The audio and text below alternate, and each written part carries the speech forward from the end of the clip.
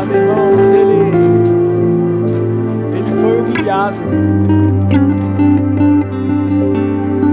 Todas as humilhações que você pensar foram poucas ainda comparadas ao que efetivamente ele passou. E ao chegar no inferno, humilhado, havia ali um banquete que o Senhor Deus preparou perante os seus inimigos. Davi profeticamente viu isso, querido. No Salmo 22, 23 e 24, ele vê essa redenção acontecendo no mundo espiritual, naquilo que nos evangelhos nós não podemos ver relatado. Mas o glorioso desse momento, eu fico a imaginar, não é nem a hora da chegada dele ali, mas é a hora da saída. A hora que Jesus sai da morte e leva consigo cativo o cativeiro. Oh, glória! Aleluia! Aleluia! Ele ressuscita, querido. Meu Deus, que coisa gloriosa! A morte não pode retê-lo. O propósito que ele tinha foi integralmente cumprido. Amém! Em todos os detalhes, em cada nuance, Jesus cumpriu o seu propósito. Ressuscitou. Subiu aos céus. Se apresentou diante do Pai. Enviou o Espírito Santo para habitar em nós. Obrigado, Senhor Jesus. Para que hoje, eu e você, verdadeiramente sejamos livres. Livres. É por isso que nós podemos cantar alto e mais alto o meu louvor. Eu canto um aleluia na presença dos meus inimigos. Na presença dos meus inimigos. Assim como Deus, na presença dos inimigos, Ele se ri. Ele ri de seus inimigos. Eu e você podemos rir. Em meio à crise, eu e você podemos rir. Em meio às dificuldades, eu e você podemos rir. Porque nós não somos governados por essa crise. Nós não somos governados pelas circunstâncias. Nós somos pertencentes ao reino. Reino que não é deste mundo. Oh, aleluia. Louvando, aleluia.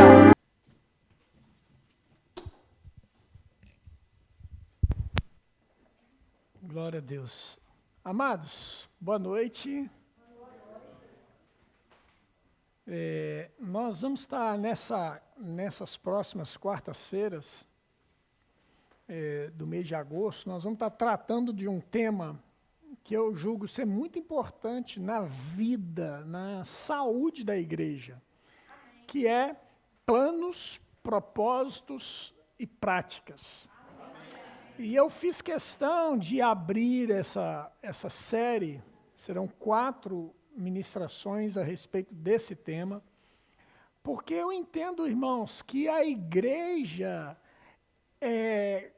cada cristão, ele precisa entender os planos, propósitos e práticas que Deus tem para a sua vida. Amém, querido? Porque é igual aquela história. Certa vez um japonês,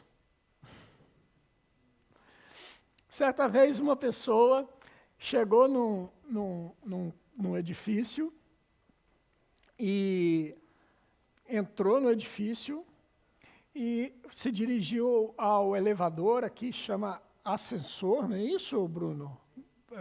Se dirigiu ao ascensor, e lá na hora que chegou no ascensor, isso era lá no Brasil, que antigamente tinha o ascensorista, que era a pessoa que carregava no botão para subir e descer o ascensor, que lá no Brasil chama elevador. E ele chegou lá, e na hora que entrou, o ascensor virou para ele e falou assim, qual andar? Aí ele falou assim, qualquer um, eu já entrei no prédio errado mesmo. Irmãos, tem muito cristão que vive desse jeito, querido. Qualquer coisa tá bom. Eu estou no lugar errado mesmo, tá bom. Percebe, irmão? E não é assim. A vida cristã não é desse jeito, querido. A vida cristã, pastor, mas é porque você é um pastor, você tem um chamado. Eu tenho um chamado.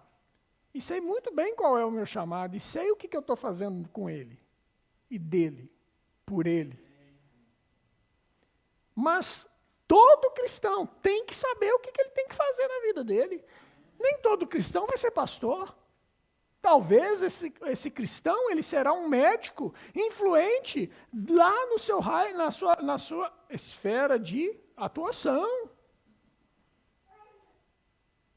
Percebe, querido? Talvez seja lá um personal designer, né, que vai ser influente no raio de atuação dele. E assim, sucessivamente. Várias e várias pessoas, nos seus mais diversos campos de atuação, vão ser influentes ali. Por quê? Porque a pessoa descobriu que ela tem a consciência de que ela está ali para cumprir um propósito divino. E para cumprir esse propósito divino, ele tem que ter planos. E os seus planos têm que ter práticas. Obrigado. Está ligado com o tema da mensagem? Porque, querido, não tem como você realizar propósito se você não tiver um planejamento e nesse planejamento você tiver uma execução prática. Amém, irmãos? Então, por isso que nós vamos estar falando sobre esse tema durante esse mês, para que você que tem chamado tenha mais consciência ainda do seu chamado. Você que não tem um chamado, tenha consciência de que você é cristão aonde você estiver. Amém, irmãos? E onde você estiver, você precisa ter um planejamento, você precisa ter uma execução. Senão vira lata vazia, só faz barulho. Elebe.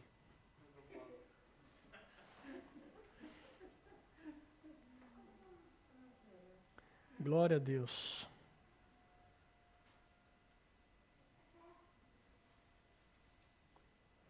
Aleluia. Abre sua Bíblia comigo em Salmos, capítulo de número 127.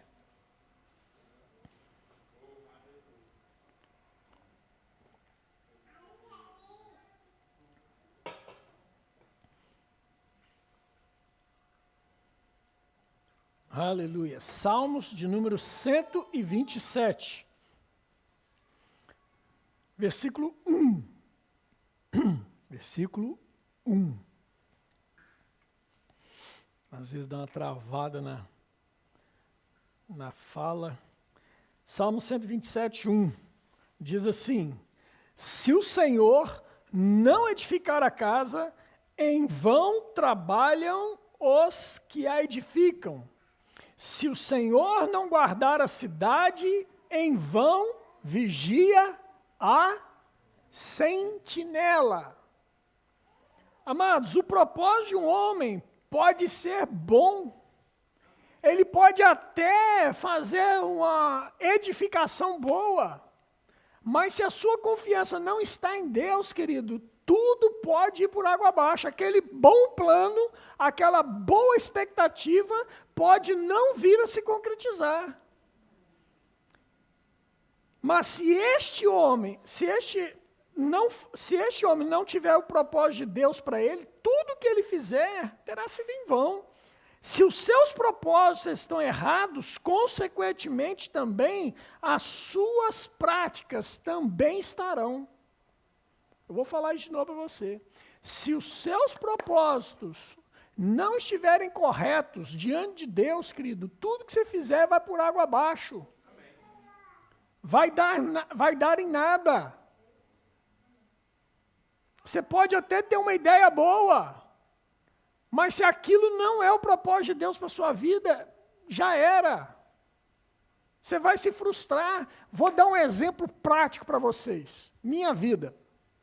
Um belo dia, nós estávamos lá em casa, lá no Brasil ainda, isso já há alguns anos, e surgiu uma situação. Minha sogra e meu sogro mudaram para um outro estado brasileiro, longe de onde nós morávamos. E era um estado lindo, tudo flores, tudo maravilhoso, aquela coisa linda. E nós falamos assim, por que nós não vamos morar lá nesse estado? Vamos morar lá perto do sogro, da sogra, eu arrumo um emprego lá. E a gente vai para lá. Nós não consultamos a Deus, nós não perguntamos a opinião de Deus, nada. Simplesmente eu mexi os meus pauzinhos. Ou como diz aqui em Portugal, eu mexi os cordelinhos. Não é isso? Eu mexi os cordelinhos. E consegui um trabalho lá. Consegui um trabalho lá em Portugal, lá nessa cidade lá. E pronto, ó. Mala e cuia, fomos embora. Fizemos a mudança. 2.000 quilômetros de distância. Não, 2.000 não. 1.250 quilômetros de distância da cidade onde eu morava. Fomos para lá, fomos morar em Joinville, Santa Catarina. Saímos de Belo Horizonte, Minas Gerais, para morar em Joinville, Santa Catarina.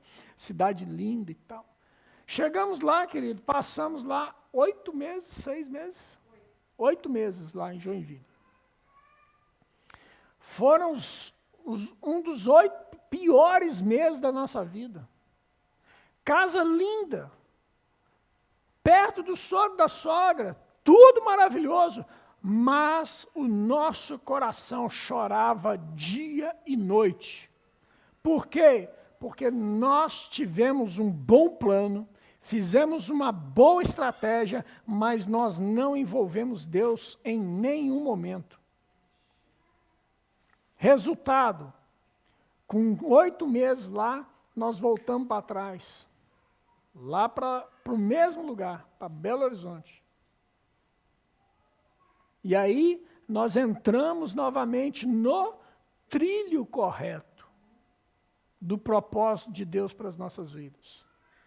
Então, querido, você pode até ter planos. Você pode até fazer planejamentos. Mas, se os seus planejamentos e as suas execuções não estiverem debaixo do propósito que Deus tem para a sua vida, você vai se frustrar. E a gente fala isso de púlpito, a gente prega isso, a gente ensina isso, e as pessoas continuam a fazer as coisas erradas, as escolhas erradas. Escolhas movidas por pressões, escolhas movidas por circunstâncias, escolhas movidas por N razões. Sabe por quê? Porque é mais fácil eu tomar uma atitude, eu fazer uma escolha, do que eu ir para o joelho e começar a orar a Deus e buscar de Deus a vontade plena e soberana dele sobre a minha vida. É muito mais fácil, irmão. É muito mais fácil na intempestividade da emoção eu tomar uma atitude. É muito mais fácil. Junta as trouxas, junta a mudança, vamos embora daqui. Aqui não é o meu lugar, aqui não é o nosso lugar. Não, irmãos. Essa é a atitude mais fácil. Como também a atitude mais fácil é você se separar. Num casamento, com crise num casamento, a atitude mais fácil é o quê? Separação. É muito mais fácil.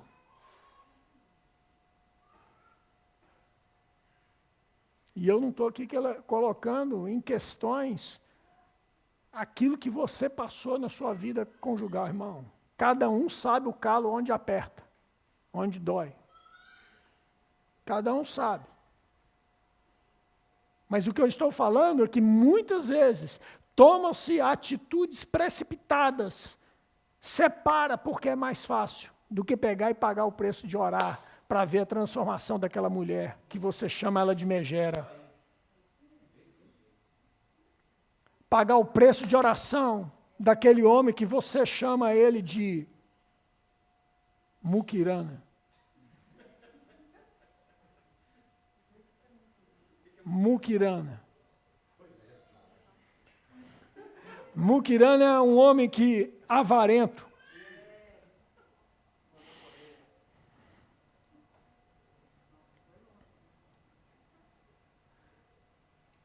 Nós precisamos entender o nosso lugar. Ô Larissa, faz um favor para mim, filha. Consegue para mim uma folha de papel lá na sala das crianças, por gentileza? Se precisar, a chave está aqui. Tá aqui. Passa a chave, algum diácono pode pegar aqui a chave e levar para ela, por favor. Tem aí? Ótimo, então tá bom. Nós precisamos compreender o nosso papel, o nosso lugar real. Qual o meu lugar? Qual o meu lugar? Seja ele no corpo de Cristo, qual o meu lugar na sociedade, qual o meu lugar na minha família? Nós precisamos compreender. Nós vamos ver isso bem hoje. Abre lá comigo agora em Efésios capítulo 4, por favor.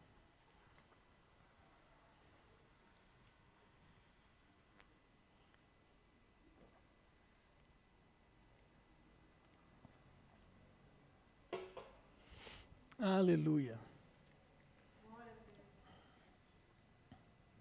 Efésios capítulo 4.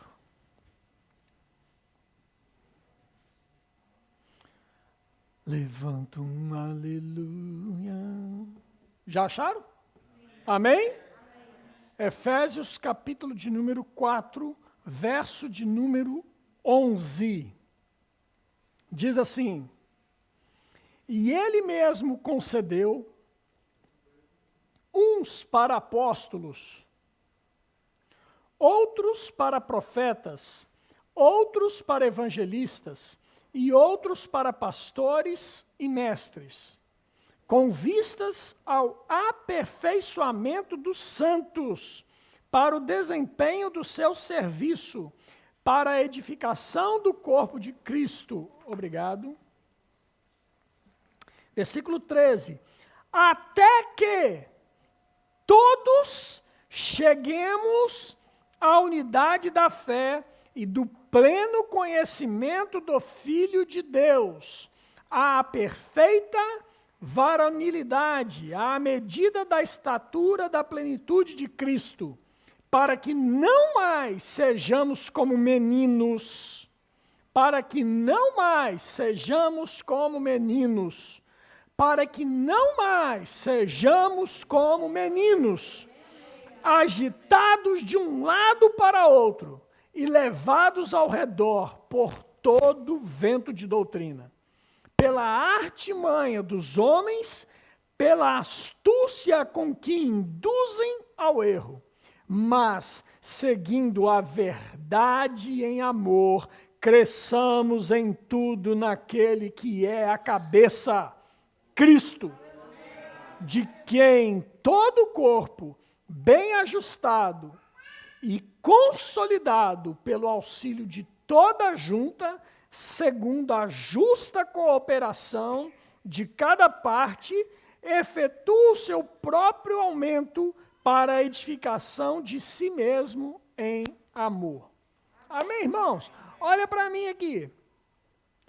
Eu vou dar o exemplo da igreja de Cristo. E ao dar o exemplo da igreja de Cristo, querido, você se encaixa aí, por favor, em qualquer área da sociedade. Amém, irmãos? Porque a sociedade precisa de médicos cristãos, a sociedade precisa de atores cristãos, a sociedade precisa de contabilistas cristãos, a sociedade precisa de cabeleireiros cristãos, a sociedade precisa de entregador de correspondência cristãos.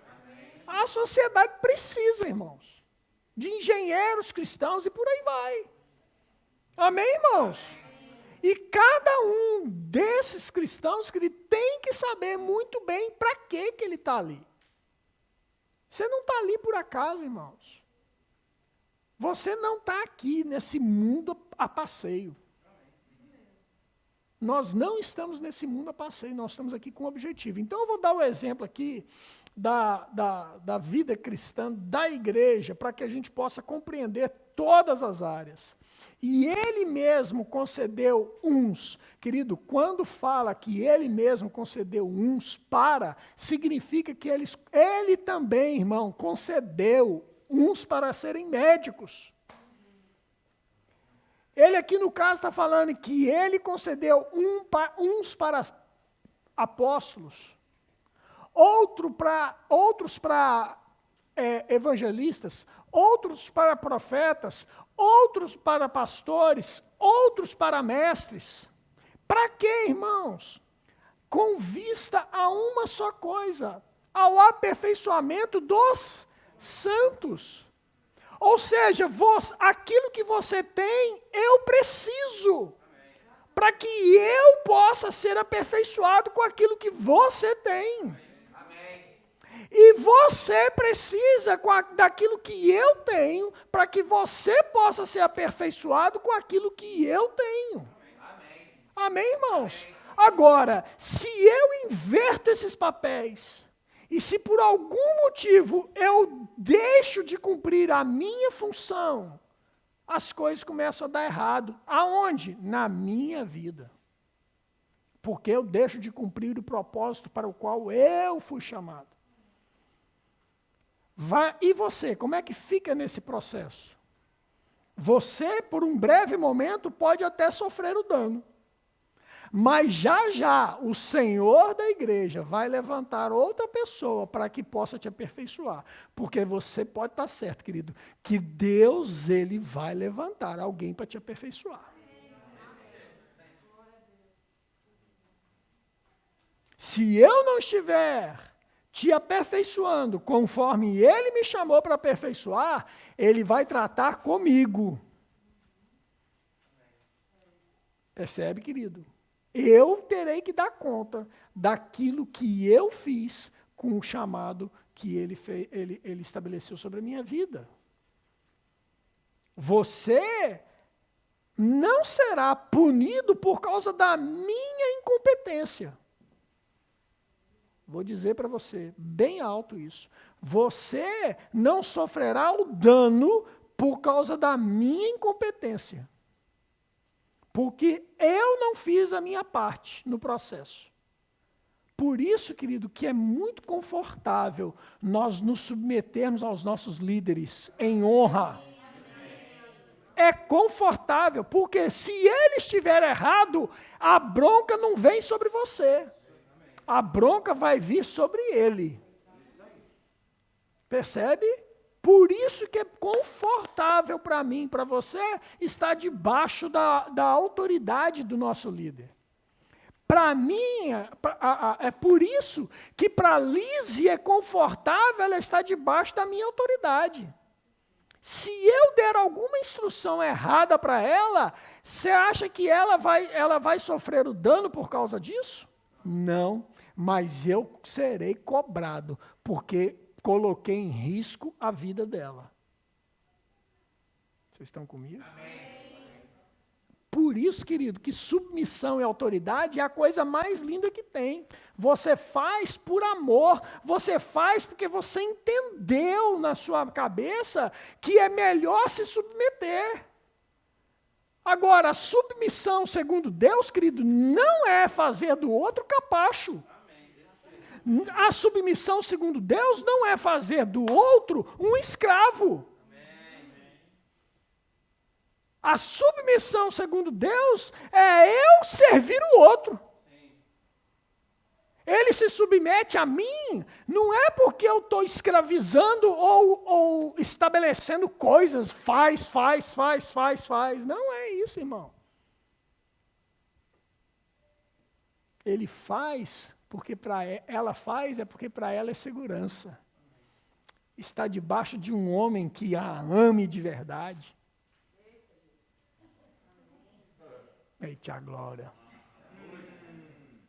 Amém, irmãos? Aleluia. A mesma coisa se aplica na igreja. Você acha que por exemplo, o Gui está aqui. Para ele estar debaixo do meu ministério, estar debaixo do meu pastoreio, é segurança. Para ele. Ele não está aqui debaixo em submissão à minha vida, porque eu determinei, Gui, você vai ter que ficar aqui, você vai ter que fazer isso, você vai ter que fazer aquilo. Não, querido, ele está fazendo isso aqui por amor a Deus em primeiro lugar e por amor em servir ao pastor dele, que é o líder dele. Submissão. Percebe? Aí eu dou uma orientação errada para ele. Quando eu falo orientação errada, querido, eu não estou falando em ferir a palavra, não, tá bom? Eu dou uma instrução para ele fugir um pouco do chamado dele, uma suposição. Eu não quero que você faz isso, quero que você faz aquilo. Ele vai e se submete. Não está ferindo a palavra, mas aí eu estou errado. Ele recebe o galardão pelo serviço prestado. E eu vou ter que ter com Deus, porque eu botei ele para fazer o que está errado. Deus vai cobrar de mim, irmãos. Não se iluda. Deus, ele cobra daqueles que estão fazendo o seu chamado, fazendo o seu serviço. Aleluia, você está entendendo. Então ele chamou uns para apóstolos, outros para profetas, outros para evangelistas, outros para pastores e mestres, com vista ao aperfeiçoamento. Agora, se um pega e começa a fazer o serviço do outro, embaralha tudo. Não dá certo. Quer ver? Vou dar um exemplo, para que você possa entender. Deixa eu pegar 3 voluntários aqui. Vem cá, Juliana, por favor. Vem cá, Henrique, por favor. Vem cá, Carla, por favor. Fica aqui. Pode vir aqui em cima, vem aqui em cima. Fica mais fácil. Quero vocês aqui. Preciso de uma caneta. Quem tem uma caneta aí rápido, rasteiro? Já? Tá bom? Já estou acabando. Obrigado. Uma caneta, um papel e o microfone. Aleluia. Tem aqui um microfone. Som. Pode vir aqui, Carla, por favor. Chega para cá. Fica bem aqui juntinho aqui, vocês 3 aqui. Vem cá. Chega aqui. Isso. Muito bem. Olha, a Juliana é o papel. A Carla é a caneta. E o Henrique é o microfone. Ok? Vocês estão comigo? Amém. Então vamos lá. Eu vou ficar aqui fora aqui da frente de vocês. Eu queria que a Carla pudesse exercer a sua função. Você vai escrever o que você quiser nesse papel aí.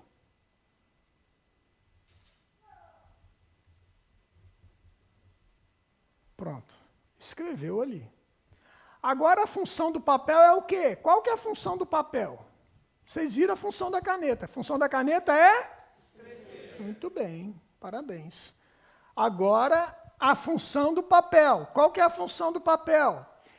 Receber a informação e transmitir essa informação para o microfone. Sim ou não? Sim. Então, por favor, papel. Obrigado, papel. E agora, qual que é a função do microfone? A função do microfone é amplificar aquilo que a caneta escreveu no papel. Percebe que os três precisam uns dos outros? Sim ou não? Sim. Então pronto. Vai lá, lê o que foi escrito. Amor. Amor. Olha que coisa linda. Amor. Ok? A caneta cumpriu bem o seu propósito de escrever.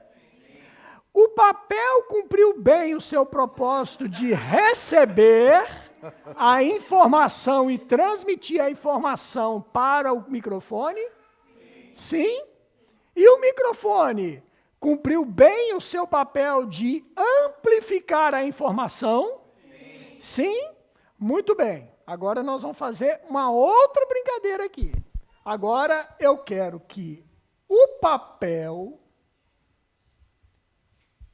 a caneta, escreva. O papel comunique. Não. O papel fale e a caneta comunique. Escreve, caneta.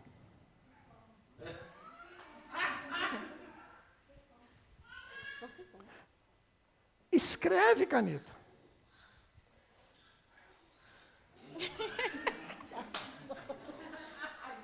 Transmita a informação, papel. Amplifique a informação, microfone.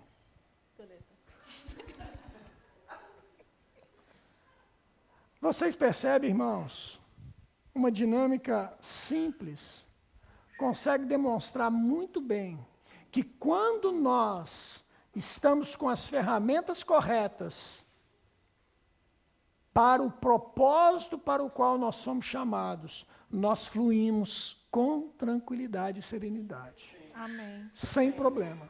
Amém. A caneta tinha... Inverte agora, por favor. Todos novamente, cada um com o seu. Muito obrigado. A caneta tinha a função de escrever. O papel tinha a função de transmitir o comunicado da caneta. E o microfone tinha a função de amplificar. Todos três fizeram o seu papel corretamente. Corretamente. Mas na hora que um tentou ocupar o lugar do outro, tudo deu errado. Tudo deu errado. Por quê? Porque nós temos um propósito diante de Deus. E se eu estiver fazendo aquilo para o qual eu não fui chamado, não vai fluir. Se eu tenho um chamado pastoral e quero fluir no ministério, na unção de evangelista, não vai dar certo. Se eu sou um profeta e quero fluir na unção do pastor, não vai dar certo. Para que tudo dê certo, eu preciso estar na posição que Deus me chamou, com as ferramentas que Deus liberou para a minha vida, para exercer plenamente o propósito para o qual eu fui chamado. Para que aí sim, esse texto de Efésios se cumpra. Mas, seguindo a verdade em amor, cresçamos em tudo. Cresçamos em tudo. Amém, irmãos? Obrigado, meninos. Vocês são exemplares. Uau! Muito obrigado. Vocês foram espetaculares no teatro de vocês. Amém, irmãos? A caneta tinha a função de escrever. Quando ela cumpriu o seu propósito, ela fez bem feito. A hora que ela quis fazer outra coisa, não deu certo. O papel tinha a função de receber a escrita e informar a escrita. Enquanto ele fez o que tinha que fazer, ele fez bem feito. Na hora que ele quis ocupar o lugar de outro, deu errado. O microfone, por sua vez, a mesma coisa. Ele tinha a capacidade de informar e amplificar a informação. Na hora que ele quis fazer outra coisa, deu errado. Por isso, irmãos, eu e você temos que nos esmerar em buscar de Deus aquilo que Deus tem para a nossa vida. O propósito, o pessoal do louvor pode vir para cá. O propósito para o qual Deus estabeleceu as nossas vidas. Deus te chamou para algo específico, meu irmão. Se Deus te chamou para ser um diácono, não se rebaixe querendo ser um pastor. Presta atenção. Se Deus te chamou no Ministério de Socorros para ser um diácono, não se rebaixe querendo ser pastor. Querido, isso aqui não deve ser o fim de uma pessoa, a finalidade, o objetivo de vida de uma pessoa. O púlpito, querido, é algo que é 5% na vida de um homem de Deus. 95% acontece quando ninguém está vendo. É lá embaixo, são nos bastidores que as coisas acontecem. Aqui é só reflexo daquilo tudo que está acontecendo lá, irmãos. Amém, irmãos? Então eu não devo achar que isso aqui é a minha finalidade de vida, não.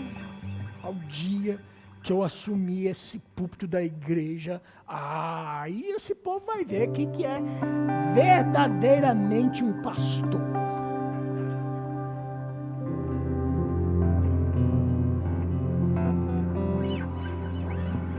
Irmãos, enquanto você estiver numa posição,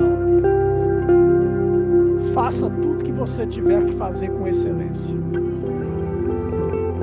Ainda que mais para frente você vá ocupar outro lugar. Foi assim com o apóstolo Paulo, irmãos.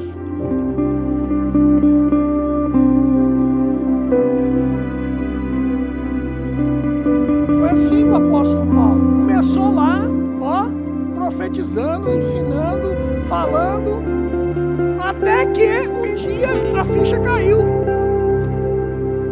Eu sou apóstolo.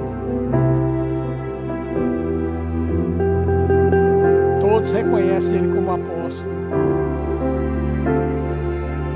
Quem é não precisa ficar batendo no peito.